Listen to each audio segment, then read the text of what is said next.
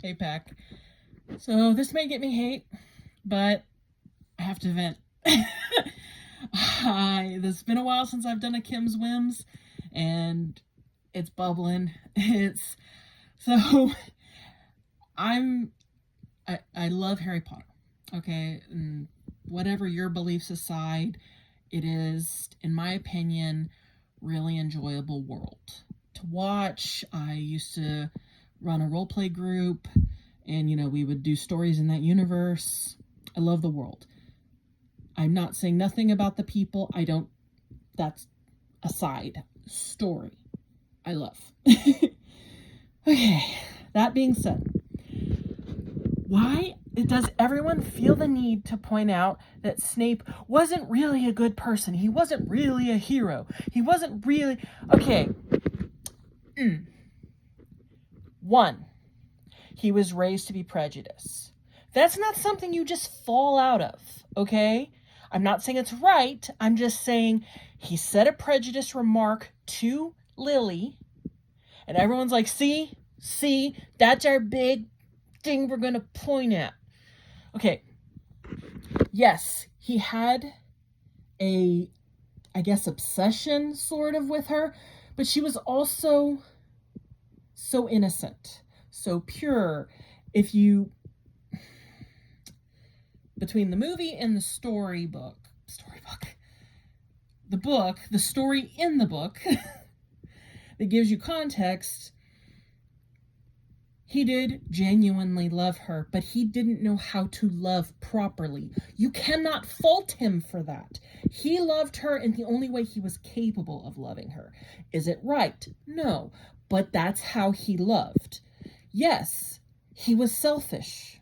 Yes, he did bad things, but he still did the best that he was capable of doing with the brokenness that he was. Okay? Yes, he wanted revenge on Voldemort, but your Patronus, I'm going nerd here. Your Patronus does not change out of a superficial fake love. His Patronus changed, which I don't even know if he could summon a Patronus before. I'm not going to get into that huge debate or anything, but canonly speaking, most people can't summon a full-bodied Patronus, let alone evil people summon a full-bodied Patronus. And he was never fully evil. He just was taught, like Malfoy, which everyone flippin' loves Malfoy. Don't get me wrong, I do too. But everyone flippin' loves Malfoy, but they weren't so quick to bash on Snape. Okay. His Patronus became Lily's Patronus. That does not happen unless there is genuine, true, heart, gut-wrenching change.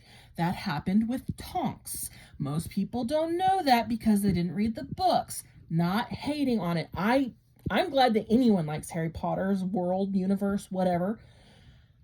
But in the books, her Patronus changed. Please tell me I'm not getting this mixed up, but in the books, I remember, if it's not Tonks, it's someone else, but their Patronus changed when someone died. Someone died that they loved, their Patronus changed, and I thought it was Tonks, and it became a wolf? No, who was it? It was Sirius died. I'm sorry, I'm getting that a little mixed up. It's been a while since I read the books. My point is there's precedence, and it's someone they loved dearly. Now, if that is valid, and that is love, then what Snape felt is valid, and it is love. You can't accept one without accepting the other. Is his love flawed? Yes. Guess what? All of our love is flawed. Okay? We're human. We all have brokenness. We have flaws. Sometimes we have rose-colored sunglasses and, oh, they're perfect. They never make a mistake. And then those glasses come off and we see all of us in our different stages of pain, brokenness, loss, wrong beliefs. Sometimes we have wrong beliefs for good chunks of our life, and then something happens and triggers us to change. Yes, Snape was an a-hole, okay? Yes, he was cruel to Harry Potter. Yes, I'm not denying that. But you don't get to say, well, everything is encompassing because of this one action, he's evil, and then because of this one action, he's good. No, he was just a human who did the best that he could and fought for what he believed in. And the fact that he was willing to die means that he believed in something more. He didn't want Harry to die. And everyone's like, yeah, well, he was so rude to Harry. No, he was rude to the memory of James. When he saw Harry and he looked so much like James, just like he looked so much like his mom because of his eyes, I know it's overdone, but when he looked at him and saw James, he was mad. And that's when he acted out. Human. Hello. James bullied and tormented him. Okay. So, I'm not going to say if it's justified or not because there's schools of thought on whether Snape was a big old narc or whatever. But those guys, they were not good kids, okay? They were breaking the rules all the time and doing bad things. They were also being loyal friends to each other. So it's gray. The books, the series, every person in them is so much gray. Like, I think Luna is like the only person I would say didn't seem to have gray in her, that she was like pure light. Because so many times people either lied, cheated, stole, broke rules, betrayed, turned on someone, snapped at people that didn't deserve it, punished people that didn't deserve it. And I can't name a single person in the book other than Luna who didn't. So, that being said, quit holding Harry Potter on this pedestal. He's this perfect person who's a true hero, da, da, da. Or Hermione, she's this flawless, da, da, da, da. Okay, she was a smug little brat, especially in the first book. She was like, well, I know. Like, I wanted to smack her, okay? I love Hermione, okay? Don't get me wrong. Character's awesome. Her story arc is awesome. But there's some stupidity in those kids and how they treated certain people. Now, that aside. So, Snape. He is the type... I don't know why I keep looking over here. I guess it's helping me think. I don't know. It's like breaking eye contact for me to gather my thoughts. He is just a flawed human. We are all flawed humans, and if a sacrifice is only valid if you were 100% pure and 100% faithful, well, you'd have to be Jesus, okay? Because he's the only one on this planet who is perfect and infallible. That's kind of the thing of Christianity. So, some people are like, okay, why are you bringing that?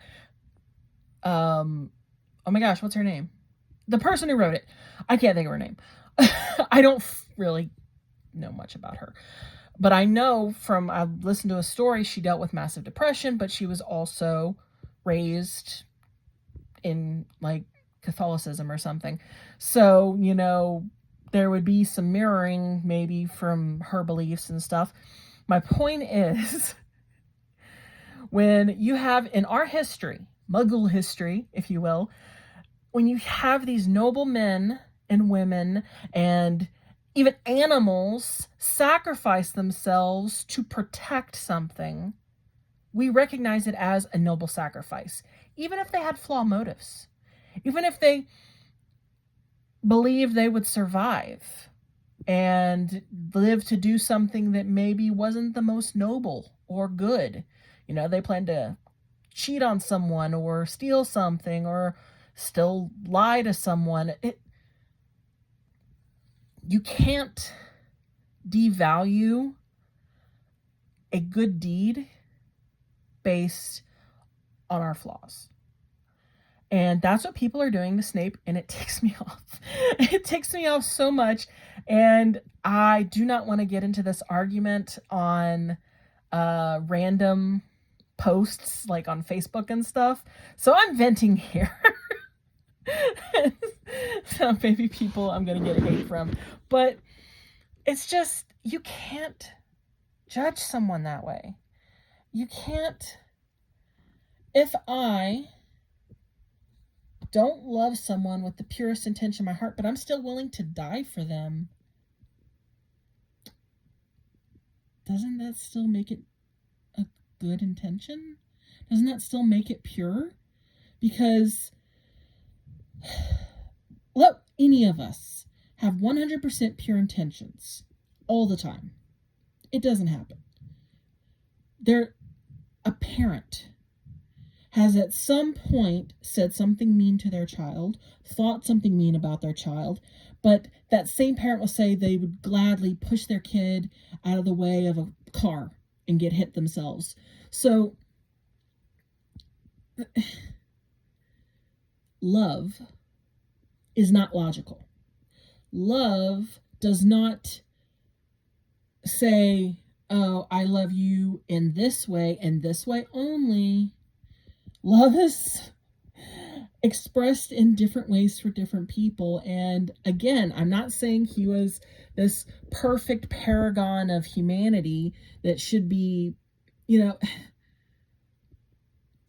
not going to name names, but there are famous people, and I guarantee you anyone you think of, literally other than Jesus, that you think of has flaws. They did or said things that either are contrary to how they presented themselves, contrary to their stance, or just show that they weren't there yet.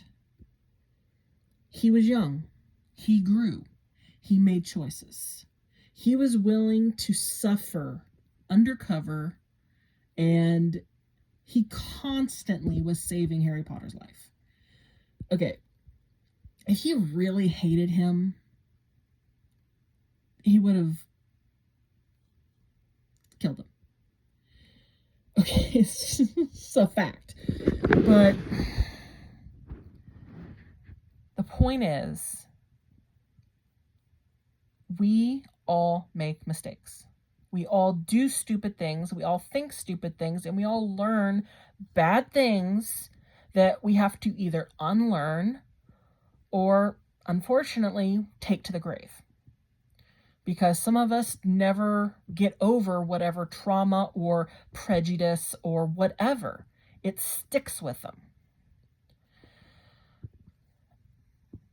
I will say this. Snape knew Hermione was a Muggleborn. If he's still such a hating on mudbloods and stuff, why do we not see him torment Muggleborns more? I'm just saying. If he's still the same person who called Lily, the woman he loved, a mudblood, right? Isn't that what he called her? It's been a while. I need to either read that part again or watch the movie again, because I don't know if it's in both versions. I'm one of those weird people who considered all canon because Rowling was involved in both, and it's her world. So, the creator of that world gets to decide what's canon, whether we like it or not. That being said, I don't know where I was going with that, but the point is, I never see him, he picks on Gryffindor. He doesn't pick on Muggleborns. He picks on Gryffindor because he hates Gryffindor. Gryffindor is and even then, you don't hear about him really picking much on Gryffindor. He's just tough on them. The only people he's really, really hard on is Harry, and he gets on to Hermione for being a know-it-all. Honestly, most teachers don't like that. They either love it and they're the teacher's pet, or they hate it. And if I was a teacher, it would bother the heck out of me. I'm like, okay, let someone else answer. We get it. You know it. Write down your answer and pass your grades. Do the test. But I want this student to get it. I want them to prove that they're paying attention, not you. We know you're paying attention. You've memorized the book or scroll. Okay. So, yes, flawed. But people have constantly pointed out how flawed Dumbledore was. Like, okay, maybe Hagrid, but he lied. Okay? And if he really believed that dragons were safe, you know, I can't fault him for that. But giant spiders. I love how it's never addressed. And I love Hagrid. Hagrid's probably my favorite character. So this is not coming from a Hagrid hater. The actor, oh, he did such a good job. I wanted to cry when I found out he passed. So, I actually think I did cry. But he sent 2 kids into a forest to talk with Aragog. Giant spider. They nearly got eaten. No one ever brings that up again. Like, Ron says, you know, if Hagrid gets out of Azkaban, I'll kill him. Never comes up again. Never once. And I'm like, so we're just going to blank over the fact that there's all these spiders and a giant spider in the middle of the forest who nearly killed these kids. And Hagrid's not going to do anything about it. Also, they never show up again. Maybe in the books, I don't remember them showing up again in the books, but in the movies, it's like, oh, conveniently, they're not there anymore.